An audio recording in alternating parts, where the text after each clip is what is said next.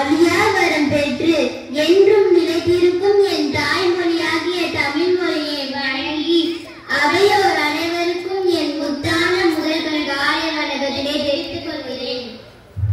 பெருந்தலைவர் என்று தமிழக மக்களின் அன்போடு அழைக்கப்படுகிறவர் காமராஜர். காமராஜர் 1903ஆம் ஆண்டு ஜூலை 15ஆம் தேதி விருதுநகரில் பிறந்தார். இவருடைய இயற்பெயர் காமாட்சி. இவருடைய அன்னை இவரை அன்போடு ராஜா என்று அழைத்தார். இதுவே பின்னர் காமராஜர் என்று மாறியது. காமராஜர் தனது தொடக்க கல்வியை தன் சொந்த ஊரான விருதுநகரில் தொடங்கினார். 6ஆம் வகுப்பு படிக்கும் போதே தந்தை இழப்பின் காரணமாக படிப்பை தொடர முடியவில்லை. 1920ஆம் ஆண்டு காமராஜர் தன்னை காங்கிரஸ் கட்சியில் இணைத்துக் கொண்டார். பின்னர் விடுதலைக்காக பல்வேறு போராட்டங்களில் கலந்து கொண்டு 9 ஆண்டுகள் சிறை சென்றுள்ளார். 1954ஆம் ஆண்டு தமிழக முதல்வராக பதவியேற்றார். கல்வியே தேசத்தின் கண்களை திறக்கும் என்ற வரிகளுக்கேற்ப தனக்கு கிடைக்காத கல்வியை தன்னுடைய நாட்டின் பிள்ளைகளுக்காக கிடைக்க துடைத்தவர். அதற்காக திரு ராஜாஜி அவர்களால் மூடப்பட்ட 6000 பள்ளிக்கூடங்களை உடனடியாக திறந்ததோடு மட்டுமில்லாமல் மேலும் கூடுதலாக 14000 பள்ளிக்கூடங்களை திறந்தார். பசியோடு நின்றால் பாடம் எவ்வாறு மனதில் பதியும் என்பதற்காக இலவச மதிய உணவு திட்டத்தை அறிவித்தார். பாட புத்தகம் வாங்க பணமில்லாமல் படிப்பு பாதையில் நின்றுவிடக் கூடாது என்பதற்காக இலவச பாட புத்தகம் தந்தார். படிக்கும் மாணவன் மனதில் ஏழை பணக்காரன் உயர்ந்தவன் தாழ்ந்தவன் என்ற எண்ணம் எழக்கூடாது என்பதற்காக பள்ளி சீருடை தந்த பங்காளன் காமராஜர். வாழ்வில் ஒவ்வொன்றையும் தீர்மானிப்பது அரசு, அந்த அரசையே தீர்மானிப்பது அரசியல். ஆகவே அவரது அறிவொளி தீபம் அரசியல், பொருளாதாரம், வாழ்வியல், பண்பாடு, மக்கள் நலன், தன்னலன் கருதாக கொண்டு எளிமையான வாழ்வி என அனைத்திலும் சிறந்து விளங்கி இந்த மண்ணுக்கும் மக்களுக்கும் பெருமை சேர்த்தது மட்டுமல்ல, புத்தன் போல் போதித்ததும் கூட.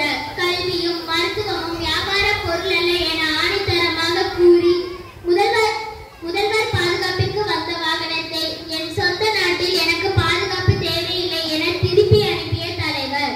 ஒரு முறை காமராஜரிடம் ஒருவர் கேட்கிறார், கடவுள் எப்போது மகிழ்ச்சியாக இருப்பார் என்று. அதற்கு காமராஜரின் பதில், ஒரு கோவிலை கட்டி திறந்தால் இந்துக்கள் மகிழ்ச்சியாக இருப்பார்கள், ஒரு தேவாலயத்தை கட்டி திறந்தால் கிறிஸ்தவர்கள் மகிழ்ச்சியாக இருப்பார்கள், ஒரு மசூதியை கட்டி திறந்தால் இஸ்லாமியர்கள் மகிழ்ச்சியாக இருப்பார்கள், ஆனால் ஒரு பள்ளிக்கூடத்தை கட்டி திறந்தால் அந்த கடவுள் மகிழ்ச்சியாக இருப்பார்கள் என்று பதிலளிக்கிறார். ஆகவே அவர் திறந்த பள்ளிக்கூடங்களில் படிக்கும் மாணவர்களின் வாரிசு வழிவந்தவன் என்று பெருமிதம் கொண்டு அவரை பற்றி பேசுவதில் கொஞ்சம் கர்வம் கொள்கின்றேன். இதுவே அவருக்கான நன்றி கடனும் ஆகும்.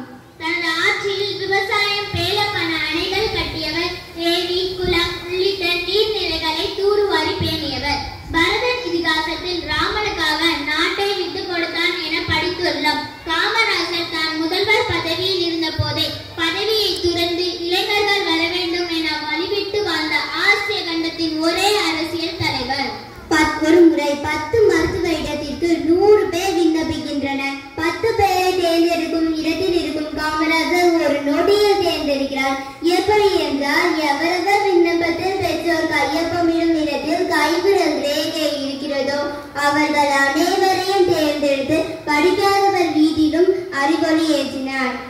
ஆகவே காமராஜர் அறிவொளி ஏற்றிய ஒப்பற்ற தலைவர் என்பது சால பொருந்தும். இவருடைய வாழ்நாள் முழுவதும் சமூக தொண்டு செய்வதிலேயே அர்ப்பணித்துக் கொண்ட காமராஜர் 1975ஆம் ஆண்டு அக்டோபர் 2ஆம் தேதி 72ஆம் வயதில் இயற்கை எய்தினார். இவ்வாறு அவரை பேசுவது என்பது அவரை புகழ்வதற்காக அல்ல, இவரது வழியில் பயணித்து தன்னலமற்ற உண்மையும் நேர்மையுமான தூய அரசை நிறுவுவதற்கு இளந்தலைமுறை பிள்ளைகளாகிய நாம் தயாராக வேண்டும் என்பதே.